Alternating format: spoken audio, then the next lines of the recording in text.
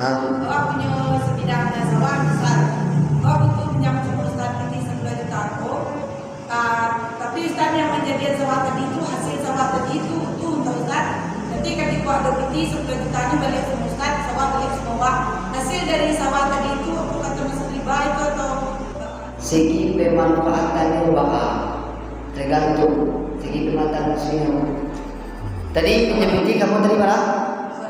10 juta sebagai gadai atau jaminan sawah, sebidang sawah kan. Nah, itu hanya sebagai pegangan bagi Allah. Tidak boleh aku memanfaatkan. Kalau memanfaatkan itu menzalimi dan juga termasuk dari pada itu. Pinjam pembimbingan 10 juta lah, kecil udah berubah.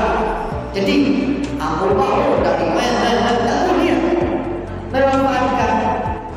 Tapi dari pondok undang kota Lata, aku pakai untuk kewajiban untuk bagi hasil. Jadi kecil undang itulah beda lain. Boleh sudah itu boleh. Yang tak boleh itu awak manfaatkan undang tadi untuk kepentingan awak surat itu yang tak boleh. Karena satu itu harus sebagai jaminan tak bisa dimanfaatkan, jangan dimanfaatkan.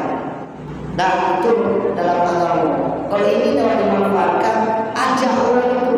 Punya sawah tadi sebagai jaminan itu sawah, maka sawah itu ya dimanfaatkan.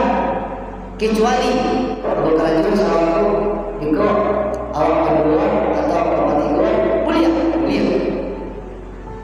Yang sawah